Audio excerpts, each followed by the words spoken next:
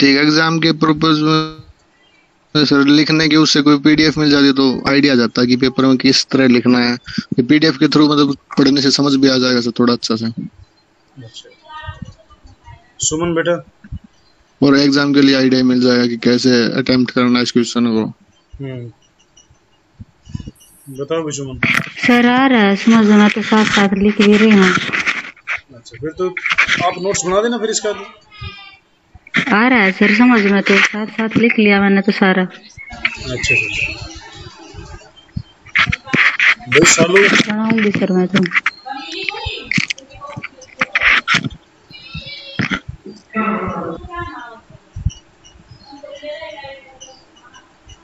सालू कहाँ जा रहे हो भाई?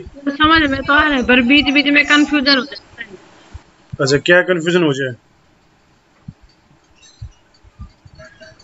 कहीं नहीं सर यही है सर। नहीं कंफ्यूजन क्या हो जाए? सर कभी डैडी नेशनल की बात हो जाती है और कभी उसकी बात आ जाती है सर। तो साथ साथ चलेंगे दोनों चीजें। सर जिस बारे में बात कर रहे हैं उसका पक्का ये पता नहीं चलता कि इसी बारे में बात है सर।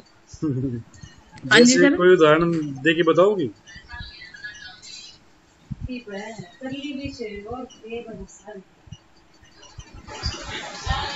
जैसे कि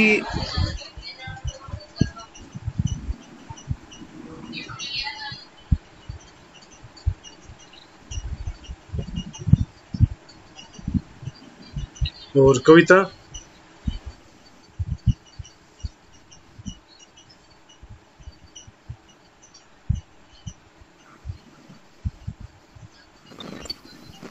good afternoon sir. Good afternoon बेटा।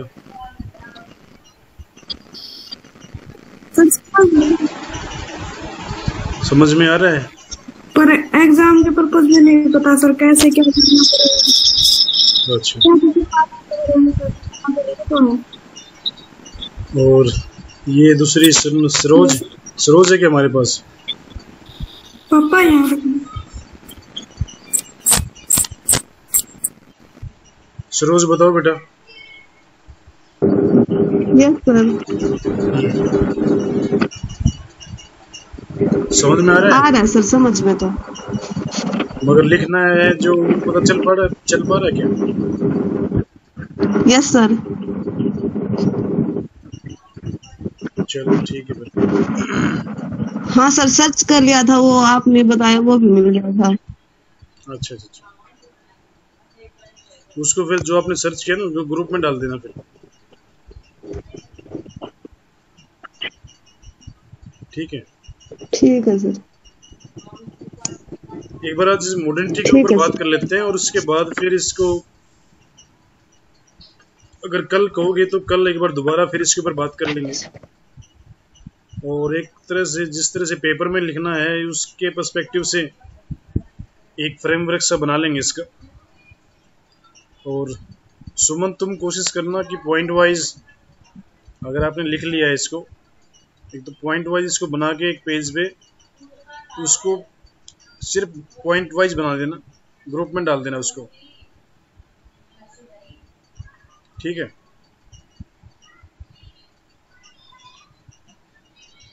सर।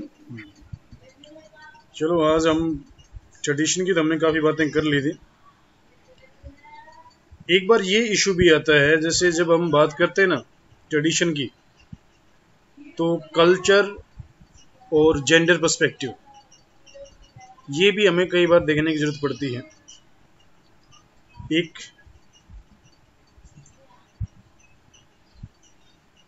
पेपर है जहाँ पर हमें ये थोड़ा सा देखने को मिलता है कि जो मिडिल क्लास है एक अर्बन मिडिल क्लास के बारे में अगर बात की जाए और ख़ासकर जब हम इसको इंडिपेंडेंस के जो शुरुआती दौर था उसके पर्सपेक्टिव में अगर बात की जाए तो एक उदाहरण मिलता है जहाँ पर एक महिला साड़ी बांधकर कार में बैठती है और उसको ड्राइवर उस गाड़ी को चलाता है और उसके ऊपर फिर कई लोगों ने मतलब इसको ना कई एंगल से डिफाइन करने की कोशिश की।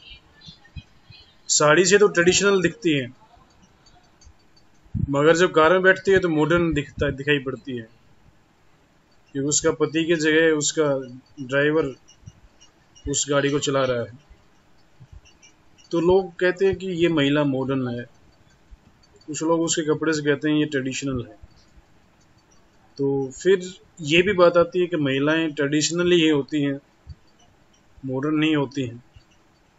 जिस तरह से अगर हम मनु की यहाँ पर बात करें तो जो भारत का जो समाज है वो कहीं न कहीं आज भी वर्ण व्यवस्था को या फिर मनुष्य संहिता को, या जिसे मनुस्मृति कहते हैं, उसको भी आज उतनी तवज्जो देता है जितनी पहले दो लोग देते थे। एक से जो भारतीय सोसाइटी है उसका एक बड़ा सेगमेंट ये चीज़ मानता है, और मनु सबसे प्रॉब्लमेटिक रहता है महिलाओं के बारे में। हालांकि अच्छी बातें भी लिखता है, मगर वो कहते हैं ना कि जब जैसे हम हरियाणा में एक बात कहते हैं भाई, अगर बच्चा पूरे दिन खिलाया और जब उसको वापस छोड़ना उसे घर पे और उस टाइम पे रो रहा है, तो वो कहते हैं ना कि खिलाने का नाम नहीं होगा, रुलाने का नाम होगा। मगर यहाँ पे मनु की जब हम बात करते हैं तो खिलाने या रुलाने की बात नहीं है, वो समाज की कोडिफिकेशन की बात है।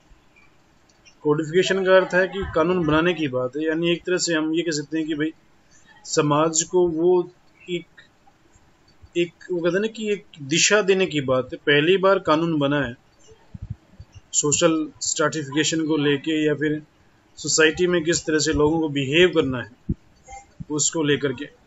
और वहाँ पर जब कहते हैं ना कि कानून में जहाँ पे प्रशंसा की गई है सिर्फ वही पोर्शन इम्प्लीमेंट होगा, बल्कि जो भी हमें बात दिखाई पड़ेगी बातें तो सारी इम्प्लीमेंट होंगी। तो जिस प्रकार से आजकल हम कहते हैं कि भाई जैसे कई बार कोई कैदी है वो जेल में बंद होता है, तो क्राइम किया है तभी तो जेल में बंद होगा, कोई बुरा काम उसने किया है। और बुरा काम तभी होगा जब उसका आचरण बुरा होगा, उसका व्यवहार बुरा होगा। मगर जेल में जाने के बाद वो सुधर जाते हैं, और सुधरने के बाद फिर उनको अच्छे आचरण का फायदा देकर उनकी कहते हैं कि कई बार हमें सुनने को मिलता है कि इसी कुछ महीने की या कुछ साल की सजा माफ कर दी। तो जब सजा माफ की गई है, उस सजा माफ करने से जो क्राइम हुआ था वो तो कभी कम नहीं हुआ, वो क्राइम तो वहीं खड़ा है। जो बात एक बार बीत गई वो दोबारा से वापस नहीं आ सकती। जैसे समय जो घटना जो दुर्घटना थी वो जो बीत गई है वो दोबारा नहीं आ सकती। यही बात हम मनु के बारे में कह सकते हैं, जहां पर वो कहते हैं कि जहां पे मतलब महिलाओं की पूजा होती है, प्रशंसा होती है, वहां पर देवता निवास करते हैं। ऐसा तो हमने देखा है कि मतलब जहां पर यज्ञ होते हैं वहां पर महिलाओं की सम्मान होता है, महिलाओं को पूछा जाता है धार्मिक कार्यों में। कई बार ये भी बताया गया है कि बिना महिला की उपस्थिति के यज्ञ भी पूरे नहीं होते थे, जो धार्मिक रीति रिवाज थे वो भी पूरे नहीं होते थे। मगर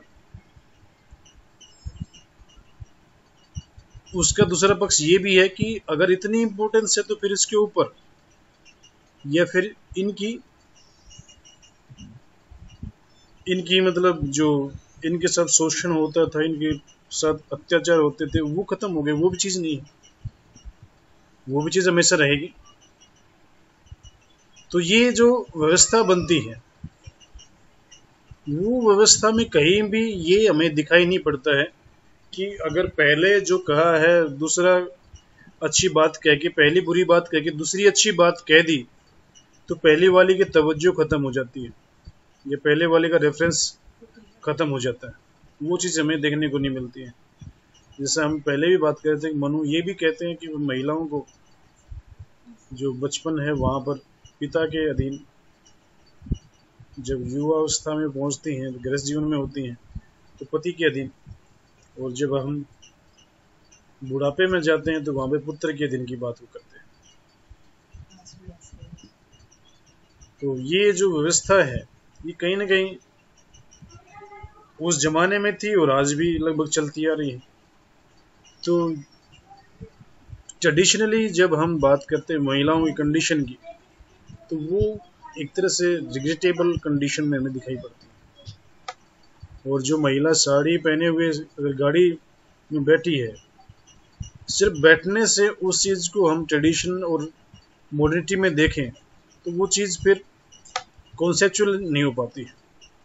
वहाँ पर हमें उस चीज़ का, क्योंकि जो मॉडर्निटी का जो कॉन्सेप्ट है वो डिफाइन किया गया था इगैलिटेरियन सोसाइटी के ऊपर, यानी इस्टेब्लिशमेंट ऑफ इगैलिटेरियन सोसाइटी, यानी समतामूलक समाज की स्थापना की बात करते हैं वो, फ्रीडम की बात करते हैं वो, लिबरलाइजेशन की बात करते हैं वो लोग, वो इंडिविजुअलिज्म की बात करते हैं यानी व्यक्तिगत तक की बात करते हैं, वो निजी जो स्पेस था, यानी जिससे हम कहते हैं ना कि प्राइवेट स्पेस, निजी मतलब निजी जो जगह है या फिर निजी स्थान है उसकी बात करते हैं, यानी प्राइवेसी की बात करते हैं। ये जो सारी चीज़ें हैं, और फिर आगे चलकर कैपिटलिज्म की बात करते हैं, उपभोक्तावाद की बात करते हैं। ये जो सारी चीज़ें हैं ये कहीं ना कहीं उस मानव के, वो कहते हैं ना कि उस मानव के उस संदर्भ को दिखाना चाहती हैं कि मानव महत्वपूर्ण है। समाज की जो स्थापना की गई है वो स्थापना मानव के लिए की गई है, और मानव जब महत्वपूर्ण है तो उसको किस प्रकार की जो कहते हैं ना सोसाइटी, यानी ट्रेडिशनल सोसाइटी है या मॉडर्न सोसाइटी है, वहाँ पर उसको किस जगह पे ज़्यादा स्पेस मिल रहा है तो वो फिर महत्वपूर्ण बनती है। अगर आपको ध्यान में होगा, जब हम सप्तांग थ्योरी पढ़ते हैं, ये दी थी सप्तांग थ्योरी दी थी कौटिल्य ने, यानी इस राज्य के 7 अंग हैं, और वहाँ पर वो बात एक भी कहते हैं, जब हम राज्य बनने के सिद्धांत की बात करते हैं, इन राज्य की स्थापना कैसे होती है, तो वहाँ पर एक कहते हैं कि जनरल कॉन्ट्रैक्ट होता है जनता और राजा के बीच में, जिसमें जनता की सुरक्षा की भावना राजा के द्वारा प्रस्तुत की जाती है। वहाँ पर शोषण की भावना नहीं होती है। मगर जैसे ही राज्य स्थापित हुआ, उस राज्य के द्वारा एक शोषणकारी व्यवस्था बन जाती है, और ये शोषण सिर्फ राजनीतिक स्तर पे नहीं था। एक कहते हैं ना कि एक जो क्षेत्र है या स्फेयर है, वहां पर शोषण आया है तो उसका इम्पैक्ट दूसरे क्षेत्र के ऊपर पड़ेगा। और समाज के बारे में जब हम बात करते हैं ना, समाज की स्थापना किस लिए हुई थी? समाज की स्थापना मानव के मूल्यों की मानव की जो एक तरह से हम कहते हैं कि मानव की सुरक्षा की भावना को लेकर की गई थी समाज की स्थापना। इसलिए कहते हैं कि जो समाज का जो निर्माण हुआ था वो मनुष्य की सुरक्षा की भावना के लेकर हुआ था, और समाज मानव के लिए है, न कि मानव समाज के लिए है। सर आवाज क्लियर नहीं आ रही। क्लियर नहीं आ रही है भाई? मोहित वगैरह आप लोगों को क्लियर नहीं आ रही क्या?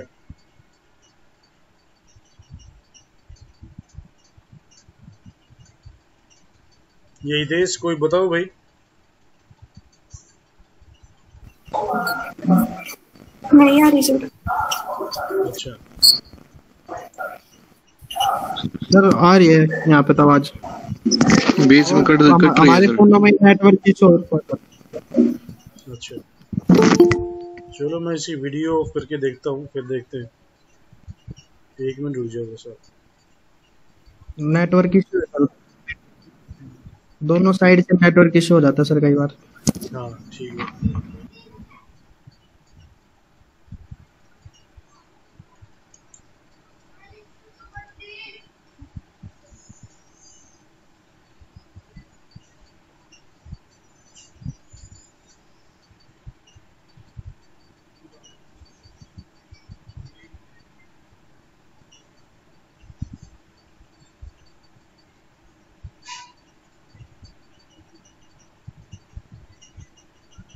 पानी पिए।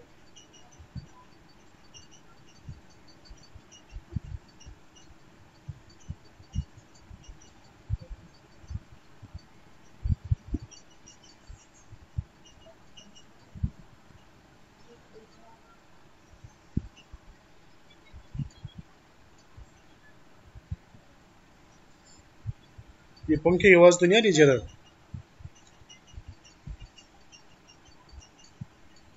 नहीं सर। नहीं सर।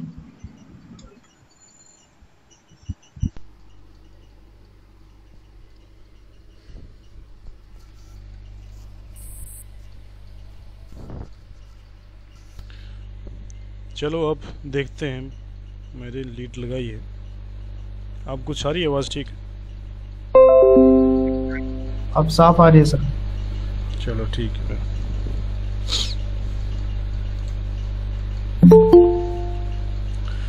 तो जिस तरह से हम बात कर रहे थे ना कि जो एगैलिटेरियन सोसाइटी थी, या फिर हम कह सकते हैं कि जिसको भाई जो फ्रीडम ऑफ, जहाँ समाज की स्थापना की बात हम कर रहे थे कि समाज की जो स्थापना की गई थी वो समाज को, समाज के उस रूप में, यानी कि हम ये कह सकते हैं कि भाई समाज की स्थापना होती है जिसे हम जनरल कॉन्ट्रैक्ट कहते हैं। उस जनरल कॉन्ट्रैक्ट में हमें ये बात देखने को मिलती है कि समाज की स्थापना इसलिए की गई थी ताकि मानव के जो अधिकार हैं वो सुरक्षित रहें। एक मिनट होल्ड करियो भाई।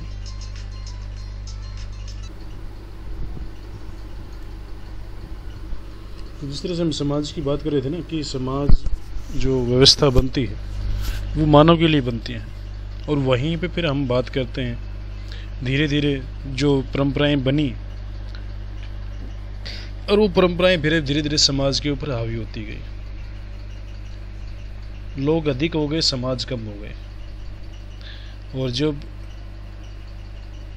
और फिर इस देश, क्योंकि समाज में अब जो व्यवस्था बनी वो एक दूसरे वर्ग के शोषण की व्यवस्था बनती है। और भारतीय समाज की या फिर हम वेस्टर्न सोसाइटीज़ थी उनकी बात करते हैं, प्राचीन या फिर मध्यकाल के दौरान की, तो वहाँ पे धर्म एक इतना महत्वपूर्ण व्यवस्था बनकर निकलता है। हिंदुस्तान की भी हम जब बात करते हैं तो हिंदुस्तान में भी धर्म एक महत्वपूर्ण व्यवस्था बनता है, और धर्म समाज को गवर्न करता है, एक तरह से शासित करता है। और इसी तरह की जब हम व्यवस्थाएं देखते हैं तो उन व्यवस्थाओं को आगे चलकर यूरोप के इतिहास में तो वो पुनर्जागरण ने तोड़ा, और एक नई व्यवस्था बनी जिसमें हम कहते हैं कि रैशनैलिटी, जिसे हम तर्क की बात करते हैं, तर्क के आधार पर सोसाइटी का निर्माण होता है। और जो भी चीज़ें हमें ऐसी दिखाई पड़ती हैं कि जो समाज के लिए उपयोगी नहीं हैं उन्हें छोड़ दिया जाता है। और जब हम इंडियन कॉन्टेक्स्ट की बात करते हैं इसी संदर्भ में, अंग्रेज़ भारत में आए, ये मॉडर्निटी की शुरुआत मानी जाए, ये कहना ठीक नहीं होगा, क्योंकि समाज में कोई दौर ऐसा नहीं होता है, या फिर कोई दौर ऐसा नहीं होता है जिस पे जहाँ पे हम कहते हैं कि भाई इस काल से, यानी इस डेट से ये जीवन आधुनिक जीवन हो गया है, क्योंकि हमें संक्रमण की अवस्था दिखने को मिलती है। संक्रमण की अवस्था के बारे में ये बात होती है कि जब आप किसी भी व्यवस्था के बारे में बात कर रहे हैं, और जब व्यवस्था के बारे में बात कर रहे हैं तो यानी आपके सामने दो कंडीशन हैं, यानी ये दो समाज हैं, ए और बी। अगर ए समाज ख़त्म हो रहा है और बी शुरू हो रहा है तो दोनों एक डेट को ख़त्म नहीं होंगे। ऐसा अवस्था आएगी कि जहाँ पे ए समाज है वो कमज़ोर होता जाएगा, और जो बी समाज है वो धीरे धीरे आगे बढ़ता जाएगा।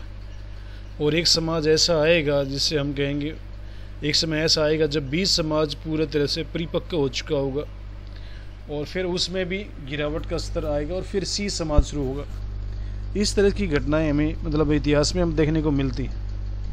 यही तो कारण है कि जब हम भारतीय इतिहास को 3 हिस्सों में बांटते हैं, और 1206 से अगर हम मध्यकाल की शुरुआत मानते हैं तो फिर वो उतनी सही शुरुआत नहीं है। सिर्फ राजनीतिक स्तर पर सत्ता परिवर्तन होने से समाज की जो अर्थव्यवस्था की और संस्कृति की जो गतिविधियां चल रही हैं वो एकदम से थोड़ी बदल जाती हैं। एकदम से सारे मुस्लिम बन गए भारत के लोग, वैसा भी नहीं हो सकता है। और जब अंग्रेज़ भारत में आए एकदम से सारे ईसाई बन गए हों, वो चीज़ भी नहीं है। एकदम से सारे लोग अंग्रेज़ों के पीछे पीछे चल दिए हों, वो भी नहीं है। या फिर मुसलमानों के पीछे चल दिए हों, वो भी नहीं है जब मुस्लिम सत्ता स्थापना की बात करते हैं।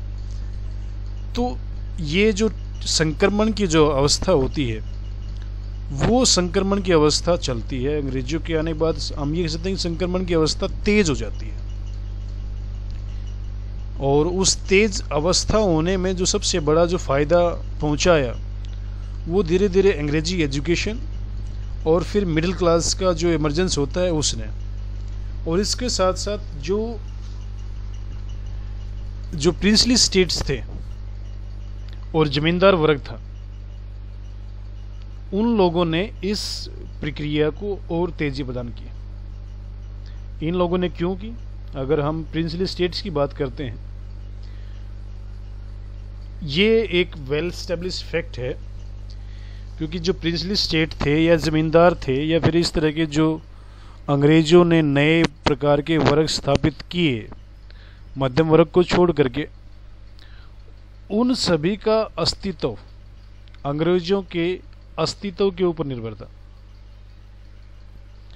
और अंग्रेज़ रहेंगे तो उनका अस्तित्व रहेगा, इसलिए वो अंग्रेज़ों के कदम से कदम मिलाने का प्रयास करते हैं।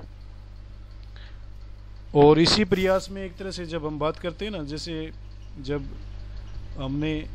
जब हम खासकर बात करते हैं 1880 के बाद की, और 1880 से लेकर 1920 तक के जो 40 साल थे, अंग्रेज़ जब भारत में 1872 से सेंसस रिपोर्ट लिखी जानी शुरू हो गई, और उस समय हमें एक नई विचारधारा देखने को मिलती है। जो भारत का जो सो कॉल्ड आर्यन क्लास थी या फिर जो ब्राह्मण वर्ग था, वो अपने आप को आर्यन मानता है। आर्यन तो पहले ही मानता था, मगर अब उनका जो मूल स्थान था वो शिफ्ट हो जाता है वहाँ से। अभी तक भारत के लोग ये मानते थे कि जो सप्त सिंधु का जो एरिया है, सप्त सिंधु नदी या सरस्वती का जो एरिया था, वो एक तरह से आर्यों का उद्भव का स्थान था, और यहाँ से वो लोग कहीं और जाते हैं। मगर जब मैक्स मुलर ने पश्चिम एशिया का सिद्धांत दिया और फिर ये बताया कि भाई पश्चिम एशिया से दो वर्ग निकलते हैं, एक जाता है उधर यूरोप की तरफ, दूसरा भारत की तरफ, तब वो कहते हैं कि हम भी उसी पश्चिम एशिया में जो आर्यन निकले हैं वहीं से आए हम भी। यानी कि भारत में जो उद्भव होता था उसकी बात वो छोड़ देते हैं, और वो उद्भव जो हुआ है उसकी अगर वो लोग बात कर रहे हैं तो फिर वो ये कहते हैं कि मतलब भाई हम भी उतने ही पवित्र हैं जितने कि अंग्रेज़, क्योंकि अंग्रेज़ आर्यन थे। तो हमें भी मतलब भाई समाज में, सोसाइटी में, एडमिनिस्ट्रेशन में उतनी ही भूमिका मिले जितने कि समाज में जो ब्रिटिश समाज है या फिर भारत में जो ब्रिटिश सत्ता है उसको मिल रही है। यहाँ पर वो कहते हैं कि रेफरेंस पॉइंट चेंज हो रहा है। उस रेफरेंस पॉइंट चेंज होने के पीछे एक ही रीजन था कि भाई हम भी अंग्रेज़ों से कम नहीं हैं, और वो भी फिर एक तरह से दिखाते हैं कि भाई हाँ हम भी अंग्रेज़ों से कम नहीं।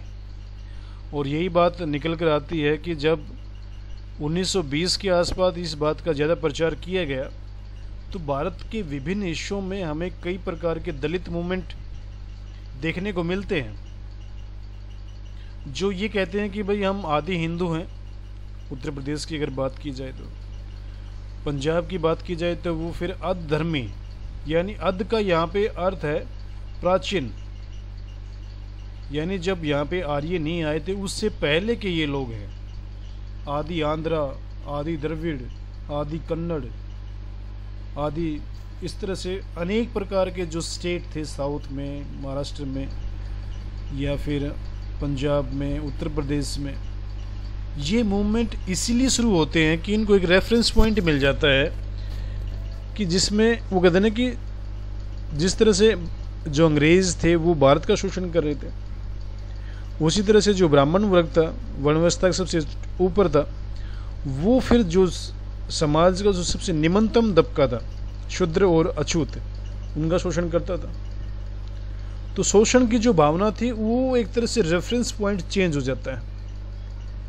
और जब अंग्रेज भारत में आए और जो रेफरेंस पॉइंट चेंज हुआ, तो ये भी एक तरह से वो दिखाने का प्रयास करते हैं कि ताकि सत्ता में भागीदारी यहाँ के जो ब्राह्मण वर्ग के जो आर्यन हैं उनको ज़्यादा मिले, और उनको मिलती भी है आगे चलकर, क्योंकि पढ़े लिखे लोग वही थे उस समय के। जब education I, British education I Bharat में, या इंग्लिश एजुकेशन आई, तो कोई सुधर जाके एजुकेशन लेने तो गया नहीं, वही लोग थे लेने वाले एजुकेशन। या कोई वैश्य गया हो, उनकी संख्या बहुत कम थी, लोग थे वैश्य और क्षत्रिय, मगर अमूमन संख्या उनकी कम होती थी, क्योंकि 1000 सालों से ये व्यवस्था चली आ रही थी, कई हज़ार सालों से, कि समाज में केवल पढ़ने का कार्य तो ब्राह्मण वर्ग करेगा, और एकदम से वो चीज़ चेंज हो जाए ऐसा संभव नहीं होता है।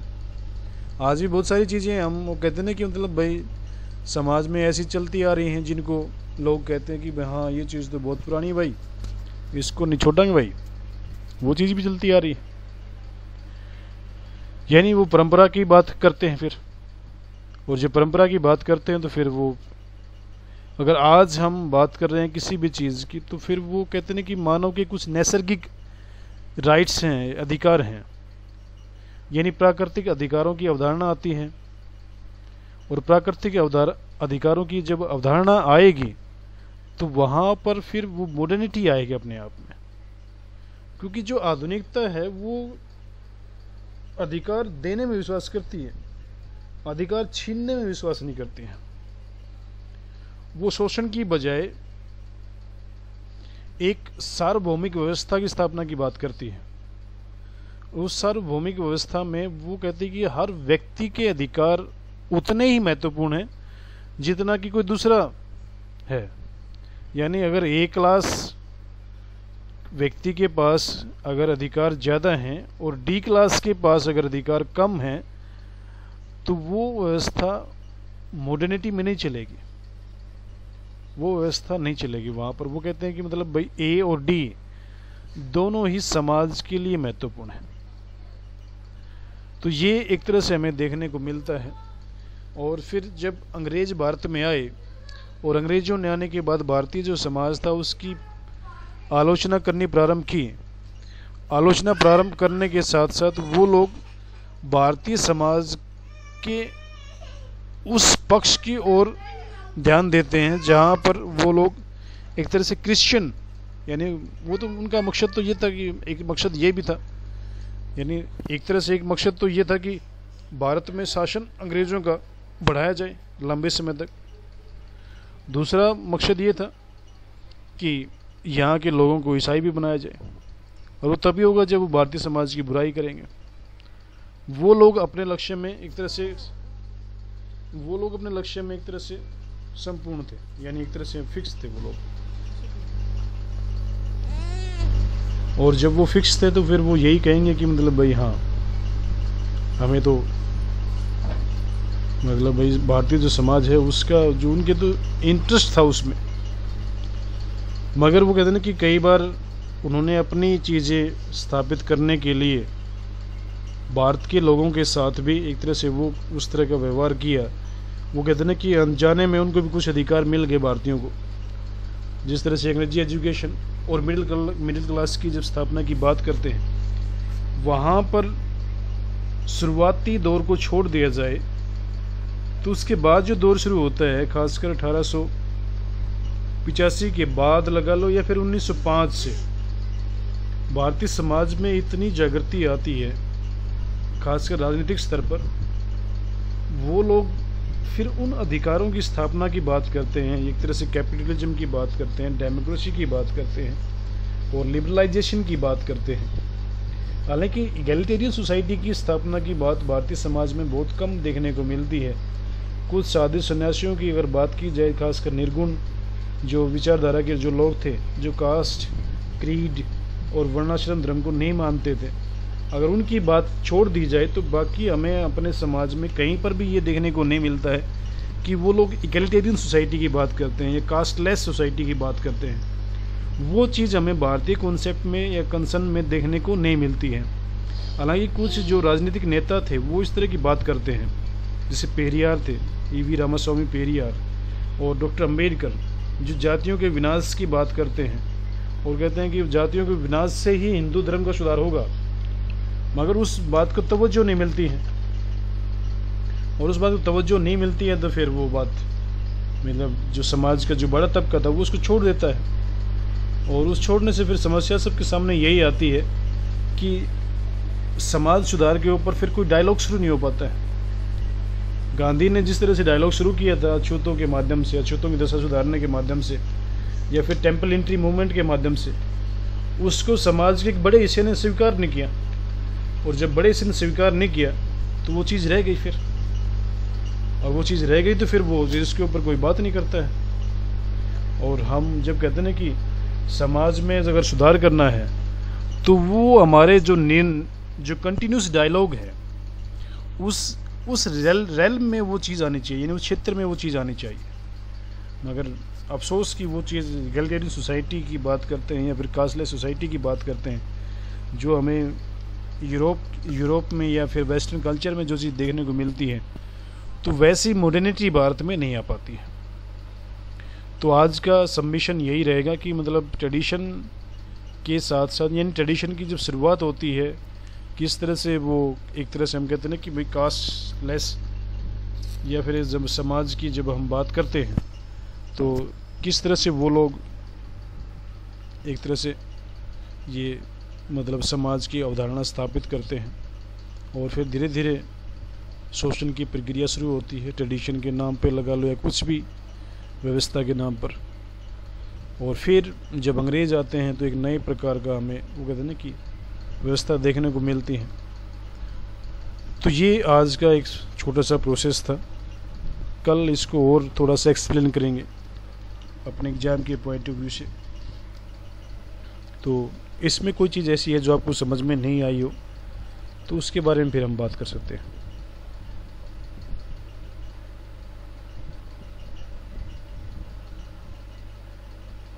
बताओ भाई देश ज्योति।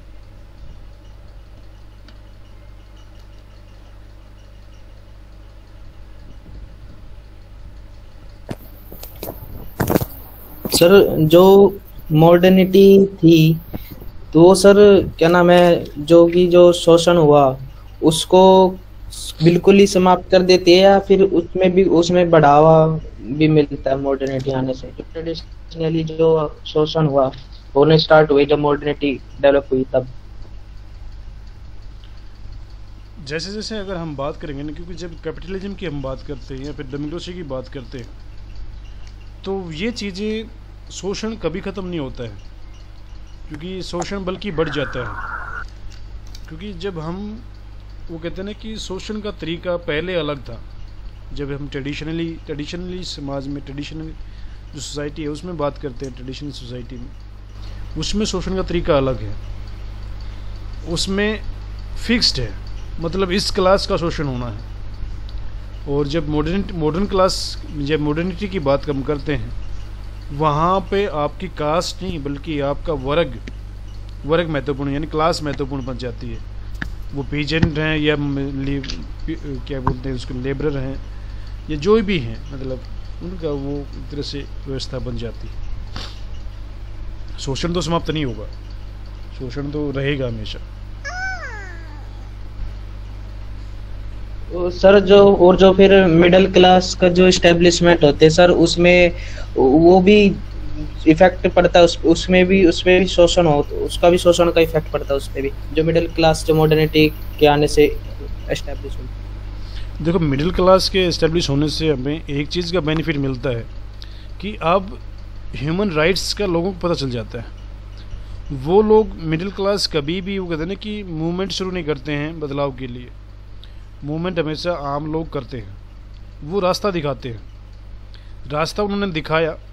मतलब भारत में जिस तरह से अगर हम बात करें, अगर भारत में अगर अंग्रेजी एजुकेशन नहीं आती तो इंग्लिश एजुकेशन अगर नहीं आती तो फिर वो शायद लोग कभी भी अंग्रेज भारत से जा ही नहीं पाते। एटलीस्ट उन लोगों ने ये तो दिखाया कि भाई भारत में जो व्यवस्था चल रही है, भारत में जो व्यवस्था चल रही है उस व्यवस्था में अंग्रेज भारतीयों का विरोध कर रहे हैं। तो जो मिडिल क्लास है उसने स्थापना तो की, मगर स्थापना मिडिल क्लास ने एक तरह से शोषण की व्यवस्था को ये तो बताया कि शोषण कौन कर रहा है और शोषण किसका हो रहा है, और फिर एक तरह से वो लोग दिखाते हैं कि भाई जो व्यवस्था बनी हुई है उस व्यवस्था में हमें अंग्रेज़ों ने भारतीयों को कितना नुकसान किया है, या फिर हम ये कह सकते हैं कि जो मॉडर्निटी जो हमारे सामने आती है उस मॉडर्निटी में किस तरह से भारतीय लोग अपना वो कहते हैं ना कि भाई शोषण को कम कर सकते हैं, या फिर एक तरह से मिडिल क्लास कितना उसमें बेनिफिट पहुंचा सकती है, वो चीज़ हमें देखने को मिलती है।